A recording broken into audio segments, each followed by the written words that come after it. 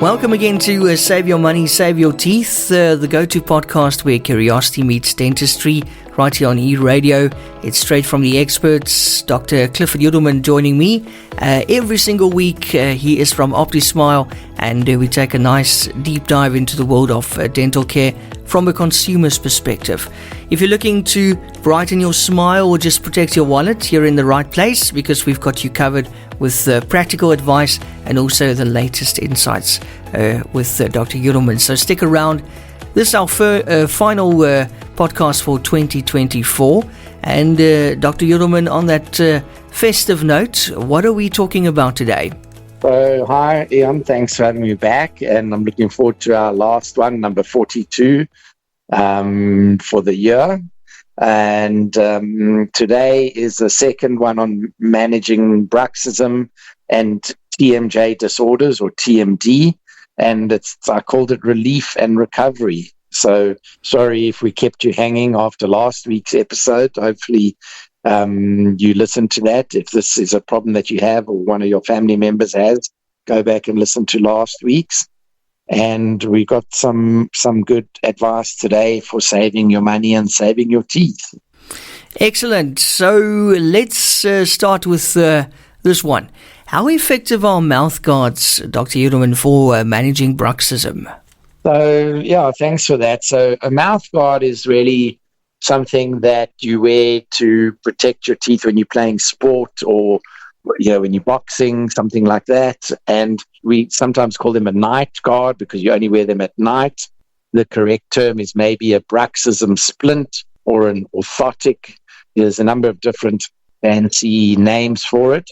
But for purposes here, we'll just call them mouth guards. But just so you know that they are highly effective for preventing further damage.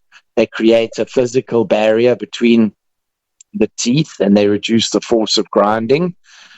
Custom fitted bruxism splint or bite guard, night guard, orthotic, fitted from a dentist is the most comfortable and long lasting. It can be expensive. When we scan a patient, our laboratory uses special software to design it, and it's 3D printed and they fit beautifully. We don't have to adjust them on the fitting surface. And then we always make sure that the bite is in the correct position. It's a lot of work. It takes several visits. The laboratory alone, that fee is around about 2,800 Rand for a proper custom fitted orthotic or mouth guard. The sports one is way less. It's just a soft rubber thingy that you make over a model. So you mustn't get the two confused. And then our fee is about the same. So you can pay, for a proper TMJ or Bruxism splint, you can pay almost 6,000 Rand. If you're getting one for 900 Rand or 1,200 Rand, it's probably not the same thing. There are these over-the-counter ones, but they don't fit as well, and they definitely don't do the same job. You can chew on them if they're soft, and they can actually make your muscles stronger, and they can move your teeth and cause problems. And while these don't stop the grinding itself, they do alleviate the pain and they protect your teeth. And what are the treatment options for TMJ disorders or TMD?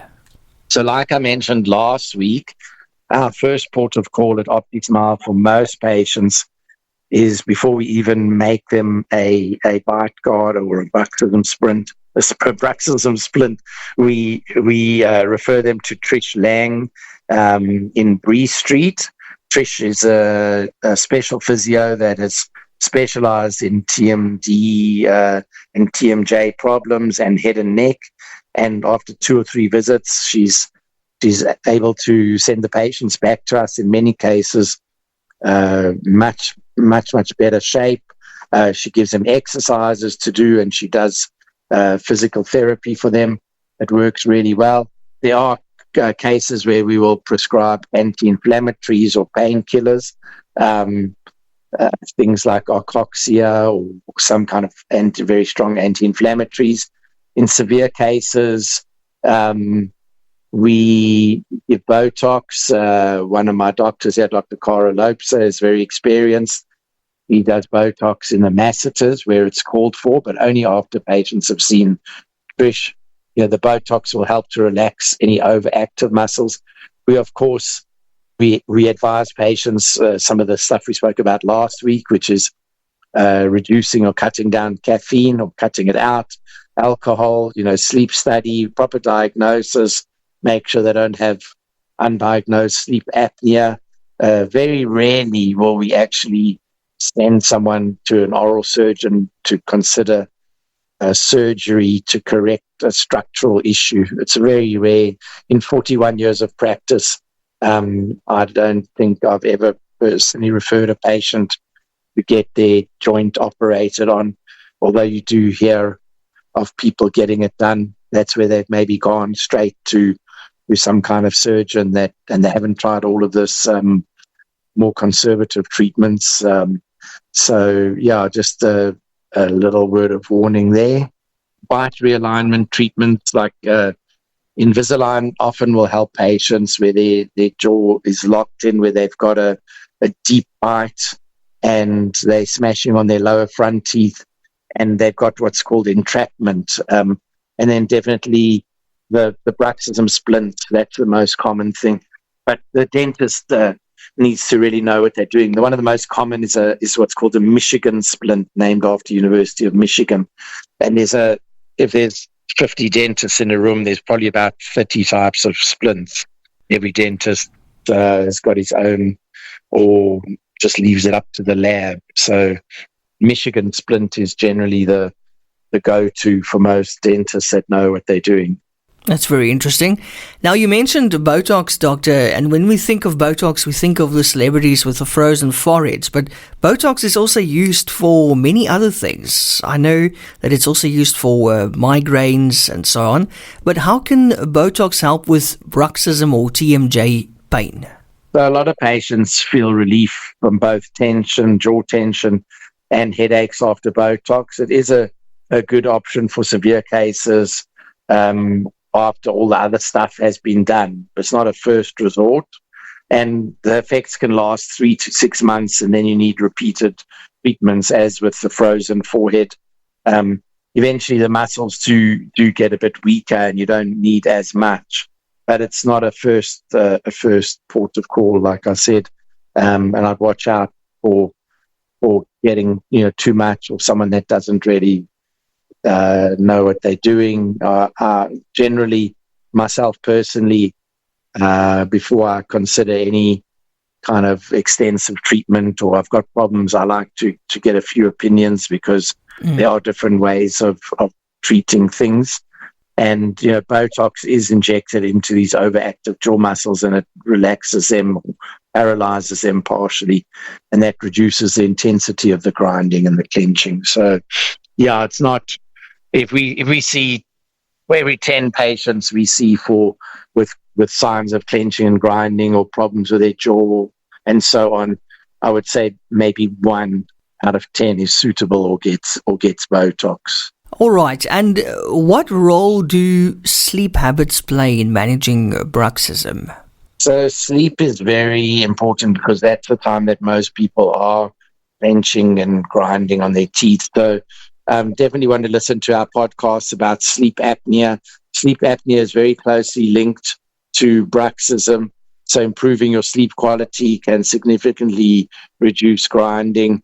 In between the snoring, you then push your jaw forward and then you grind and clench your teeth.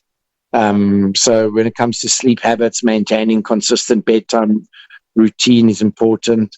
Avoiding caffeine, like we mentioned last week, and good sleep hygiene. You can Google that. I mean, we could maybe do something about sleep hygiene, but I think we've done quite a bit about sleep already.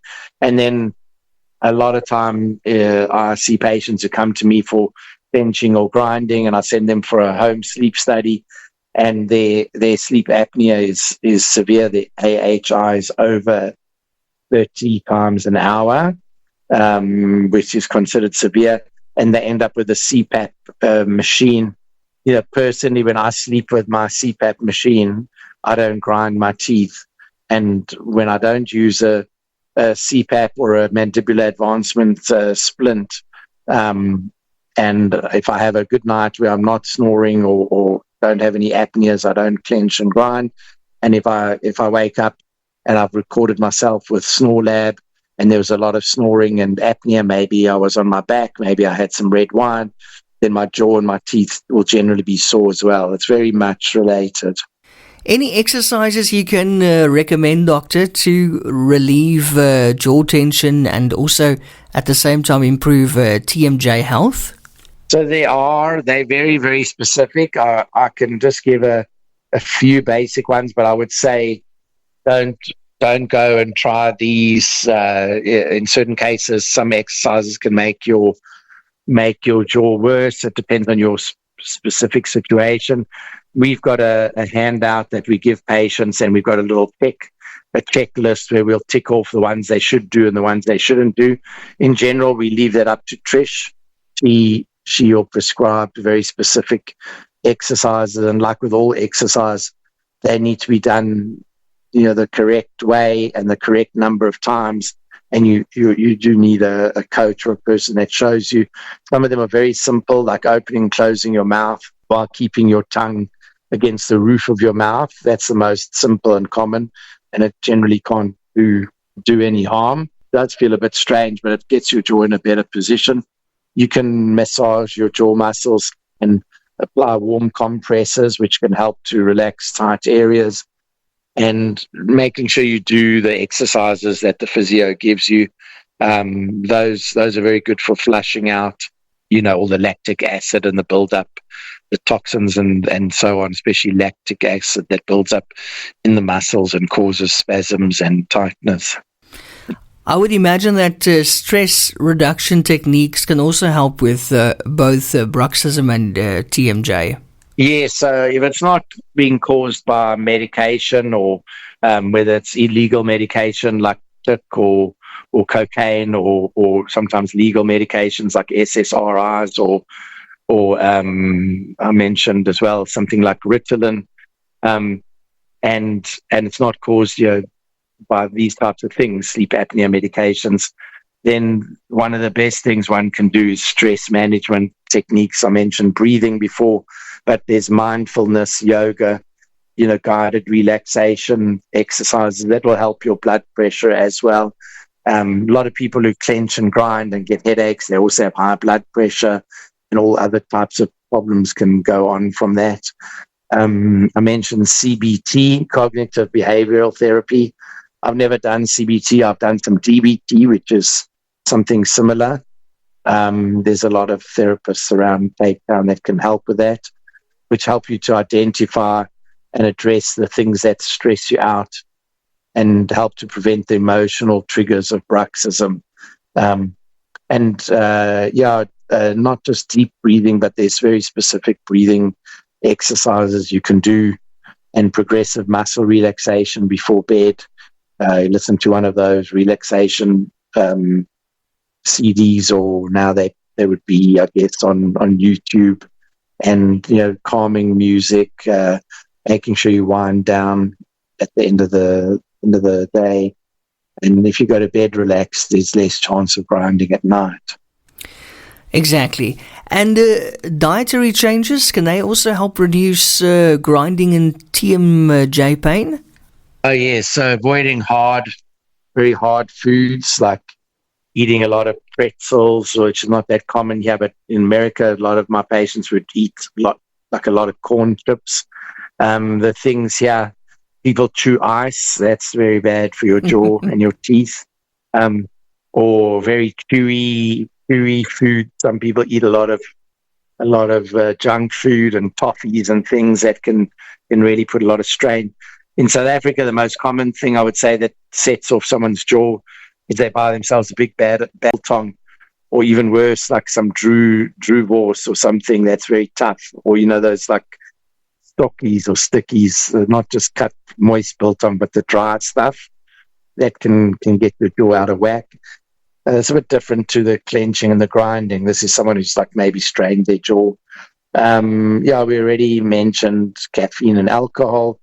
And you're making sure you stay hydrated. If you dehydrated, not getting enough electrolytes, that can cause problems and irritate your jaw.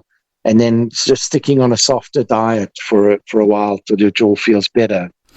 And how does childhood bruxism or TMJ pain differ from adult cases?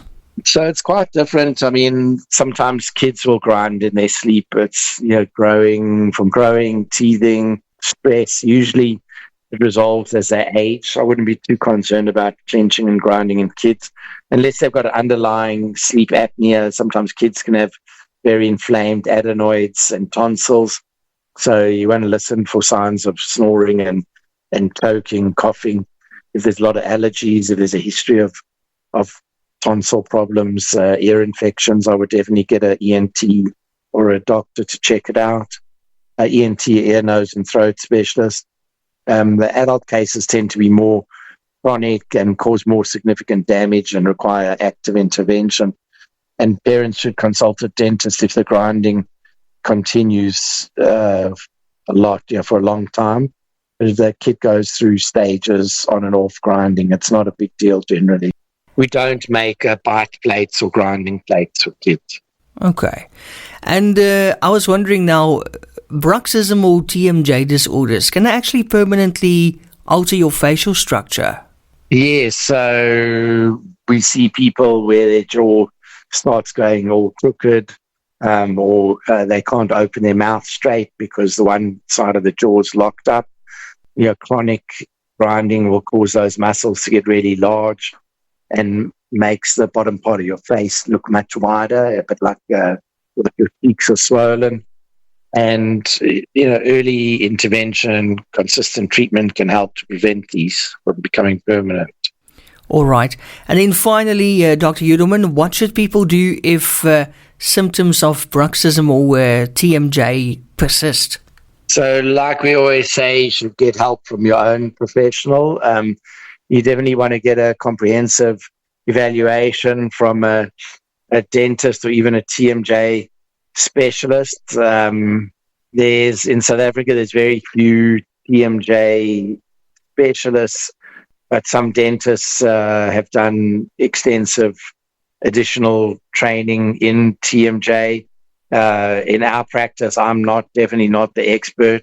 Dr. Kara Lopsa and Dr. Harris Miatsky have a lot of experience with this, and I'll usually make sure that they see the patients as well.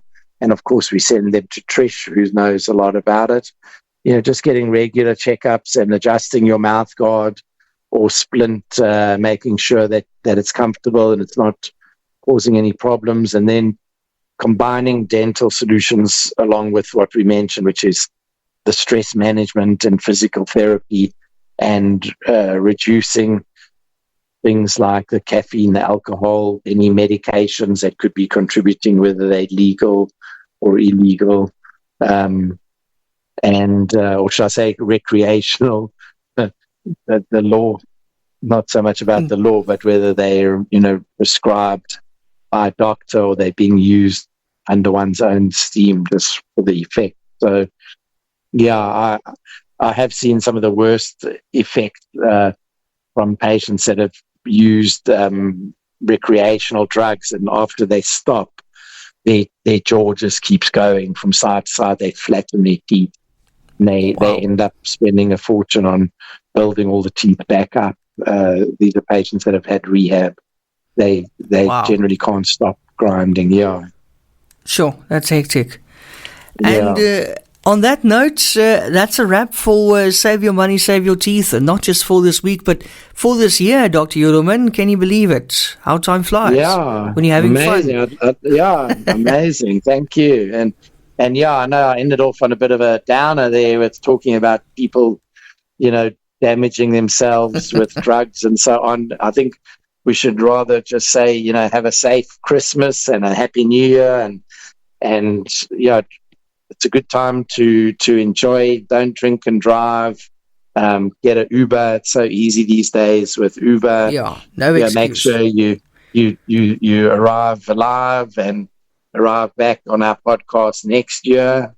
ready for more information to save your money and save your teeth. And I just want to thank you, Eon, and your team for helping me with this podcast for the whole year. I've really enjoyed doing it, and hopefully we've helped just a few people save their money and save their teeth, and perhaps have a better quality of life because of that. Absolutely, and I want to say thank you to you, Dr. Yudelman, for your time and sharing your expertise with us. You know that the good fundamentals in radio is to inform, entertain, and educate, and you've really been helping us with the education part. That was superb this year. Thank you so much for that. Thank you, and I wish you and your family and everyone a happy New Year and a good Christmas, and just some relaxation and family time, and I'll see you in the new year. Thank you so much. Same to you and your family, and also your colleagues, Dr. Yudelman. Much appreciated. And with that, remember, while we strive to provide valuable insights, always consult with your own dental professional for advice tailored to your personal health.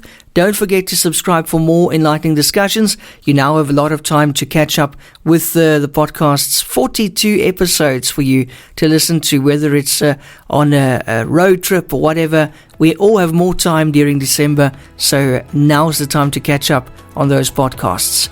So do subscribe and join us again next year as we continue to explore the fascinating intersection of dental health and financial savvy with Dr. Clifford Yudelman from OptiSmile.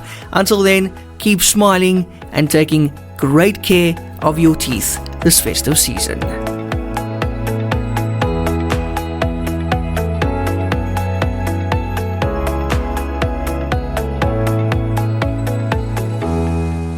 Discover the world of dental excellence with OptiSmile. Join us for a weekly podcast featuring Dr. Clifford Yudelman, a seasoned expert with 40 years of dental experience across 4 continents. Gain unique insights and expert dental advice by visiting optismile.co.za for articles that illuminate the path to optimal oral health. If you're seeking unparalleled dental care in Cape Town, get in touch with OptiSmile or book directly online on optismile.co.za. OptiSmile, where global expertise meets local care.